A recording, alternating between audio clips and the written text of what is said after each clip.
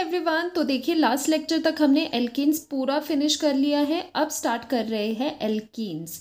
तो एल्कीन्स का जो जनरल फॉर्मूला होता है दैट इज CnH2n और एल्कीन्स का क्या होता था CnH2n+2 और इन्हें ओलिफिन्स भी कहते हैं। एल्कीन्स को ओलिफिन्स भी कहते हैं। जैसे एल्कीन का दूसरा नाम क्या था पैराफिन्स और यहाँ पर एल्कीन को क्या कहते हैं ओलिफिन्स। ओलिफिन्स का क्या मतलब होता है? ओलिफिन्स का मतलब होता है ऑयल प्रोड्यूसिंग। ठीक है, अब ऑयल प्रोड्यूसिंग कौन से होते हैं?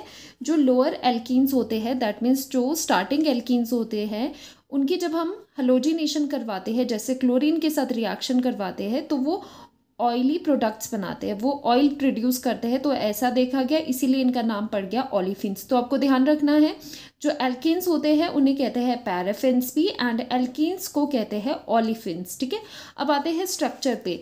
तो जो एल्कीन्स होते हैं, जो ये ईन आ रहा है आपके पास, दैट मीन्स यहाँ पर डबल बॉन्ड है। तो डबल बॉन्ड के लिए सबसे पहला हम क्या लेते हैं? इथीन।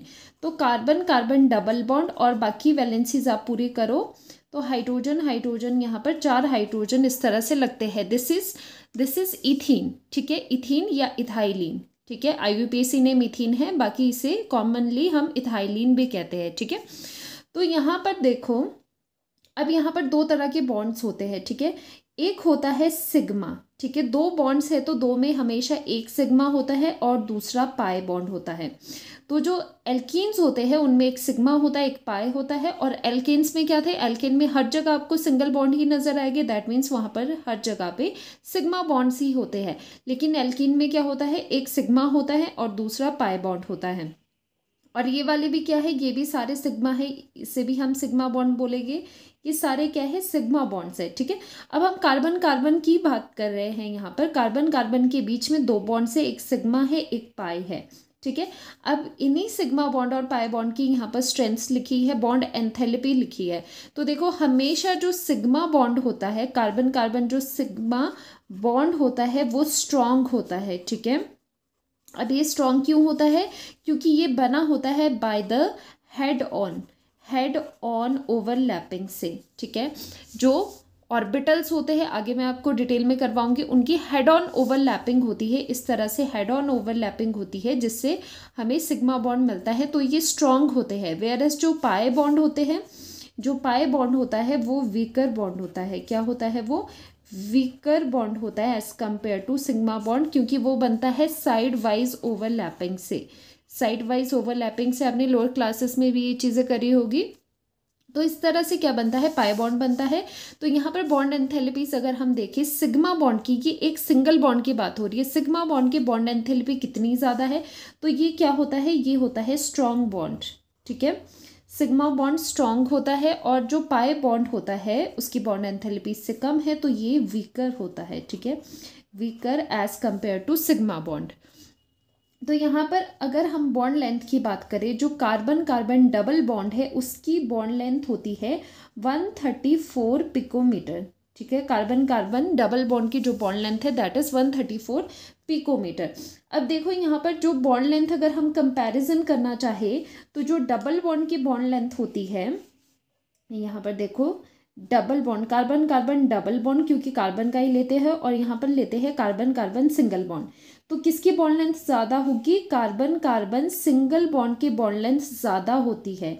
इसकी बॉन्ड लेंथ है 154 पिकोमीटर और अगर आप डबल की देखो दैट इज़ 134 पिकोमीटर। ऐसे क्यों होता है? अगेन सेम रीज़न, इसमें हेड ऑन ओवरलैपिंग होता है, उससे क्या होता है? डिस्टेंस वहाँ पर क्या है? इसका हेड ऑन ओवरलैपिंग है, या फिर आप इस तरह से भी कर सकते हो। तो सिग्मा और पाई बॉन्ड की बात हुई, यहाँ पर सिंगल बॉन्ड है तो जो ये सिंगल बॉन्ड होता है ये काफ़ी लंबा होता है और यहाँ पर 2 बॉन्ड्स है तो डबल बॉन्ड के होने की वजह से ये क्या होता है? थोड़ा सा कॉम्पैक्ट हो जाते हैं। ठीक है, तो यहाँ पर सिंगल है, यहाँ पर डबल है, यही इसका रीज़न है।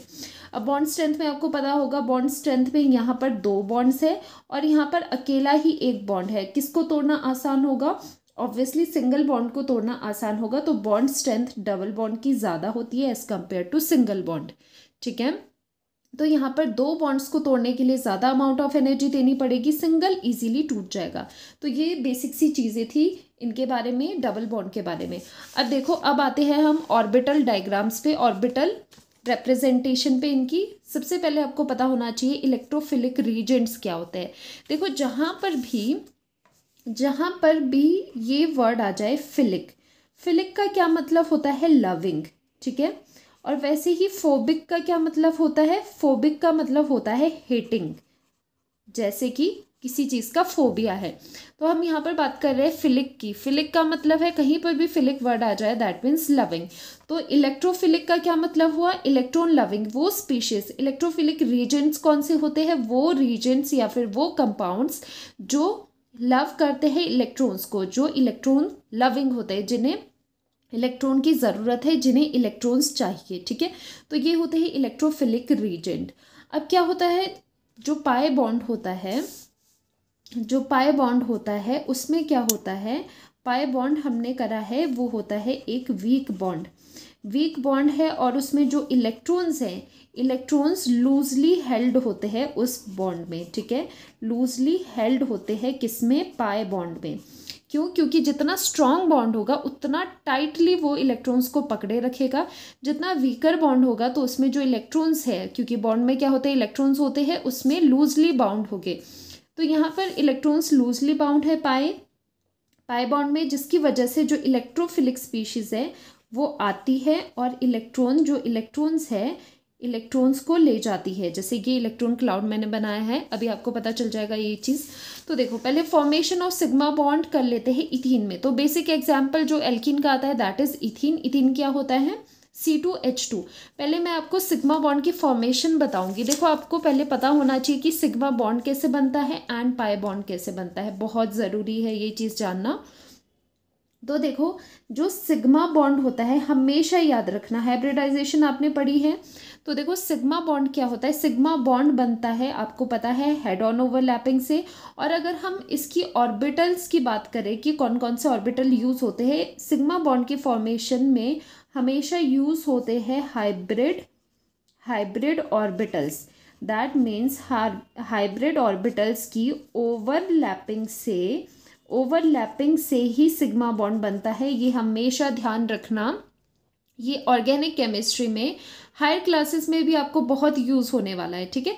तो सिग्मा बॉन्ड बनता है by the use of hybrid orbitals. जो हाइब्रिड ऑर्बिटल्स हो गए उनकी ओवरलैपिंग से ही सिग्मा बॉन्ड बनते हैं।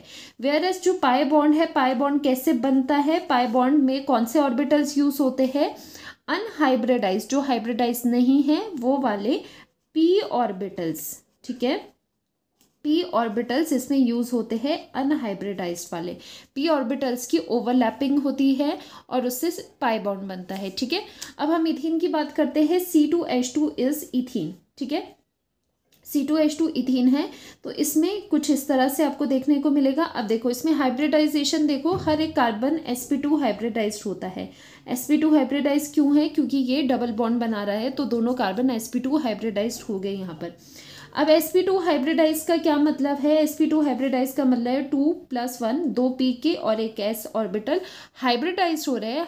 हाइब्रिडाइज का मतलब है इंटरमिक्सिंग हो रही है और 3 नए हाइब्रिड ऑर्बिटल्स बन रहे हैं, जिनको कहते हैं हम sp2 हाइब्रिड ऑर्बिटल्स, ठीक है। तो अब ये चीज़ देखनी है आपको। देखो सिग्मा बॉन्ड की फॉर्मेशन मैं बताती हूँ आपको। एक कार्बन आपने यहाँ लिखा, दूसरा कार्बन आपने यहाँ पर लिखा, ठीक है।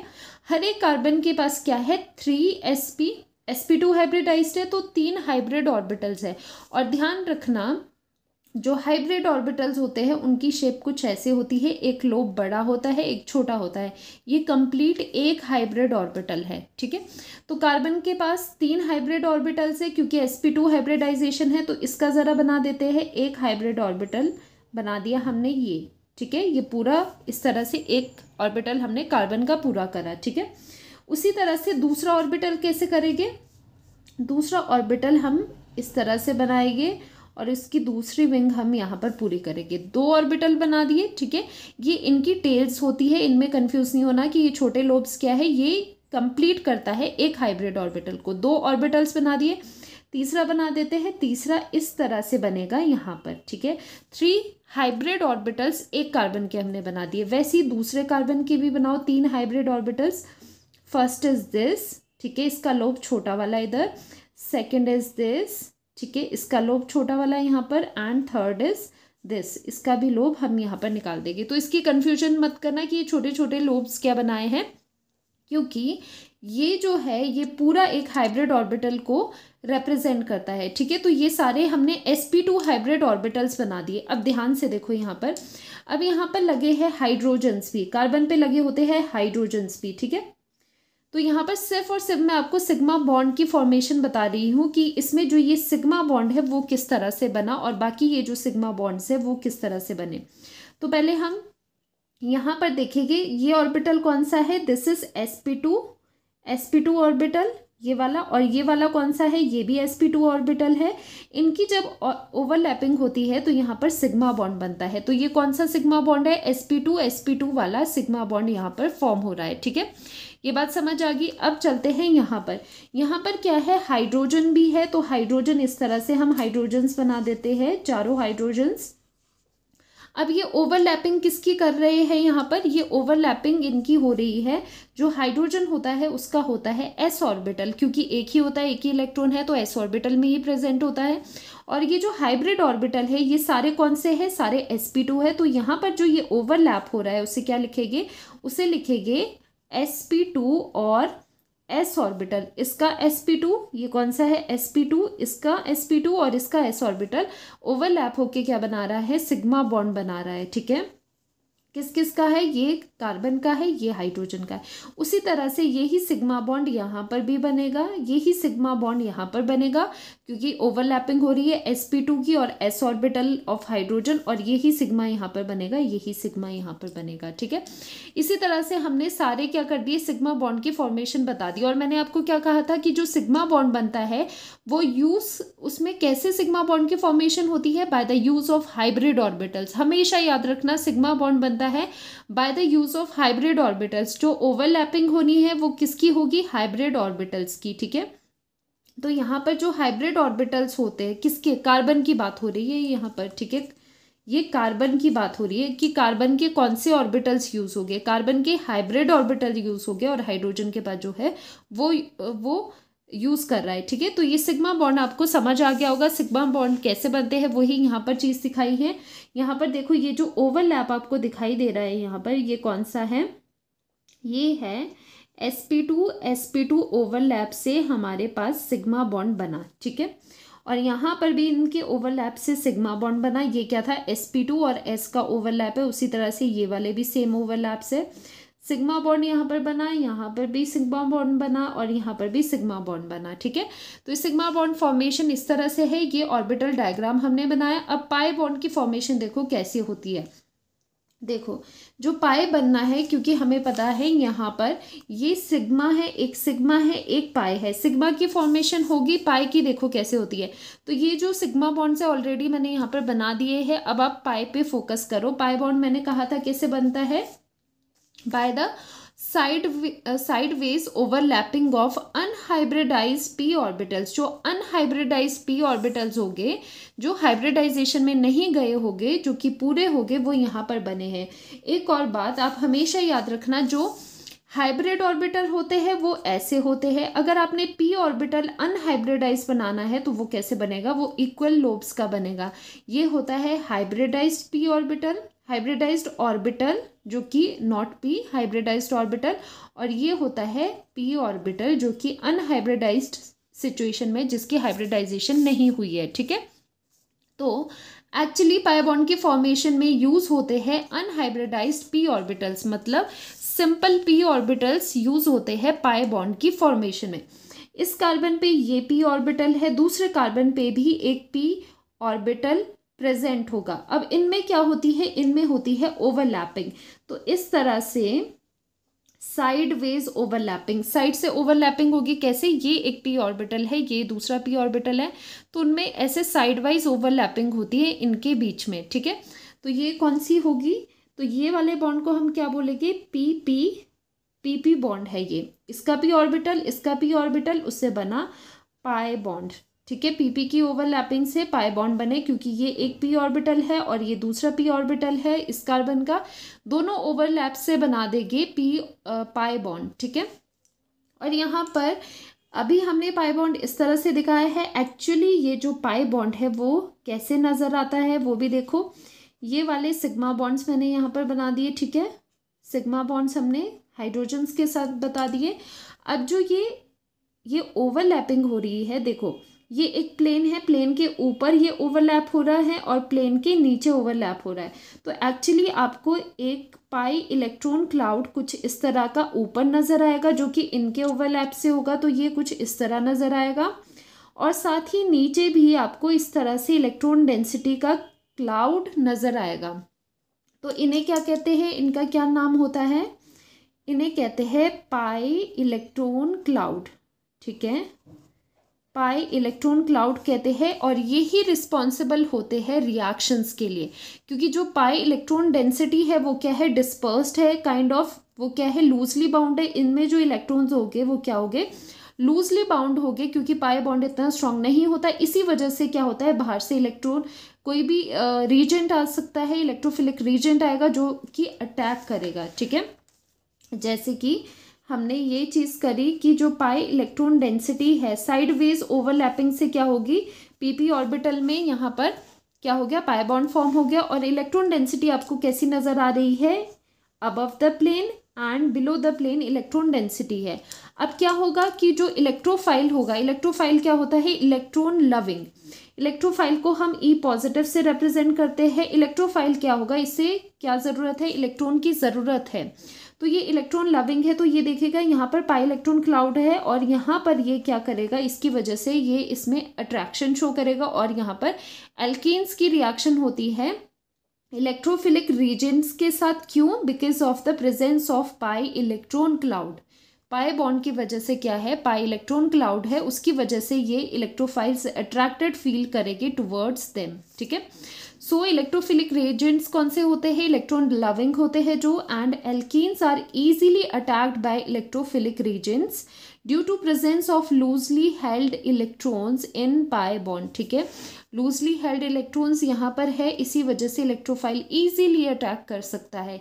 इसीलिए एल्कीन्स में आप जनरली इलेक्ट्रोफिलिक रिएक्शंस बहुत देखोगे जहाँ पर इलेक्ट्रोफाइल अटैक कर रहा होता है, ठीक है। एंड प्लस जो ये डबल बॉन्ड होता है, देखो जो एल्कीन है, एल्कीन क्या है, एल्कीन अनस्टेबल मानी गई है, ठीक है, अनस्टेबल है एज कंपेयर टू एल्कीन्स।